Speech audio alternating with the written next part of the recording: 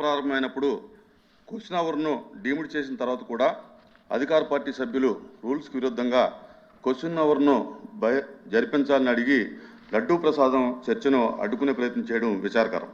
అదే సందర్భంలో finance minister గారు నాపై కొన్ని సత్యదూరమైనటువంటి ఆరోపణలు చేయడం కూడా కరెక్ట్ కాదు.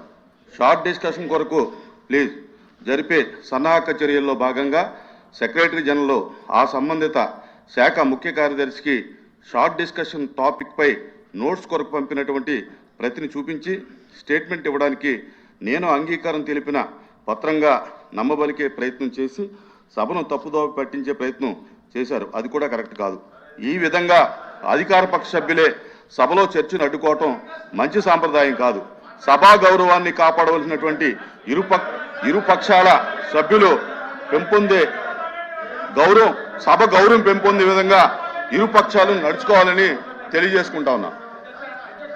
ప్లీజ్ ప్లీజ్ సార్, దాని మీద వద్దండి sir, ఇంకొద్దండి. I am announced to the House, I have received the following message from the Honorable Speaker, Andhra Pradesh Legislative Assembly.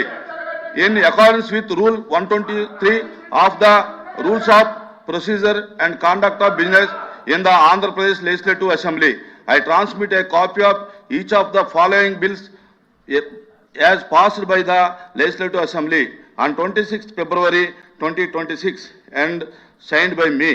The Andhra Pradesh Assigned Lands Provision of Transfers Amendment Bill 2026, LA Bill number 10 of 2026. Second, the Andhra Pradesh Gram Sachivalayams and Ward Sachivalayams, Gram Sachivalayams Amendment Bill 2026, LA Bill number 11 of 2026. The above bills are before the House.